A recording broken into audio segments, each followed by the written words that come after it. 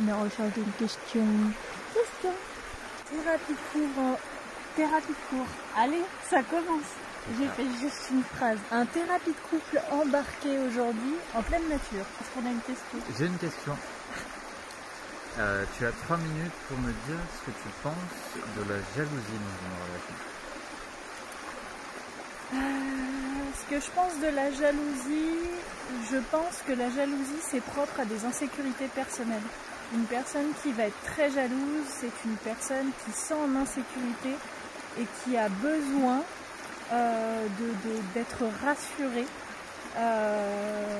parce qu'elle n'a pas confiance en elle-même.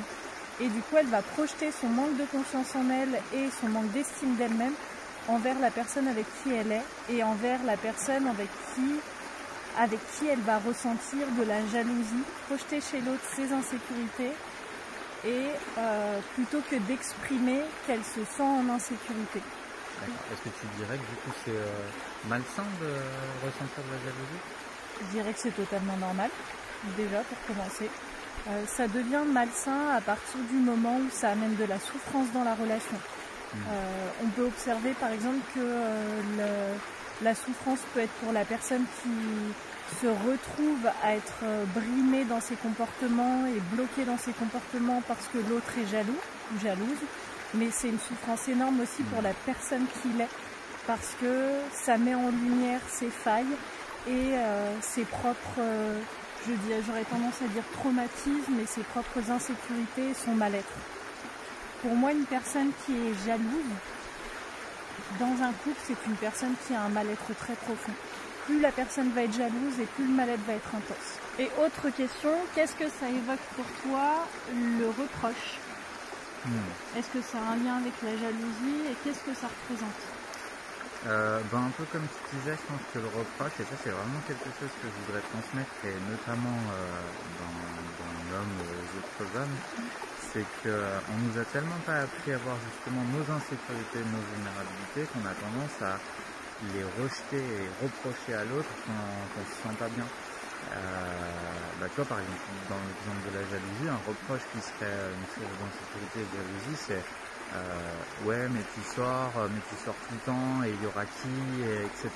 Et je te suffis pas. Et toi, j'entends un peu un reproche de t'as tout le temps besoin d'aller voir ailleurs, ou de justement, je me sens en insécurité parce que je serai pas avec toi.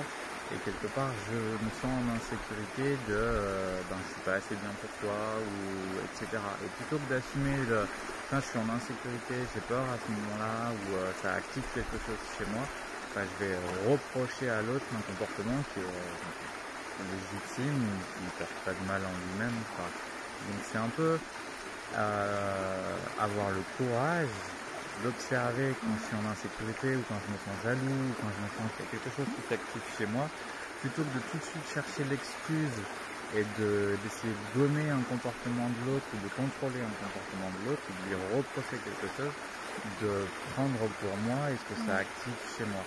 Tu vois, c'est une phrase que je dis souvent, c'est faire le bonhomme en fait. Tu vois, c'est pas être un homme, c'est faire le bonhomme. Et je pense à une situation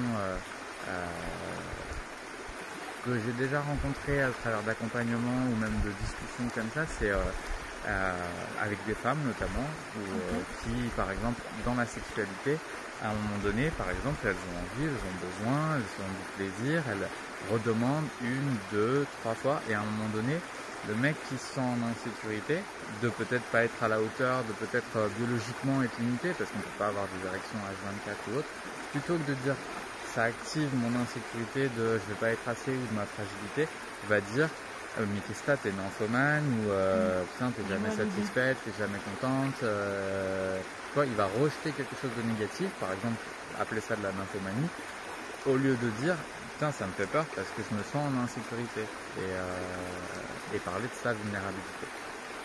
Voilà.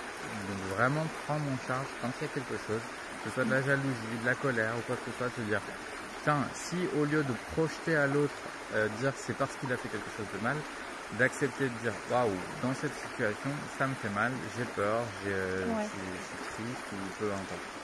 Doser la sincérité et la vulnérabilité. Exactement. À mon avis, c'est un en anglais, un premier game changer dans une relation, c'est de prendre sa part. Et plutôt que de pointer les comportements de l'autre, de prendre sa responsabilité, d'observer et d'oser offrir, justement, comme on disait dans les précédentes vidéos, ses limites, mais aussi ses vulnérabilités. Voilà. C'était une petite vidéo embarquée, mais d'une thérapie de couple. Champêtre. Sur ce, bonne journée, et puis... Prenez soin de vous. Et des bisous. Et surtout des bisous.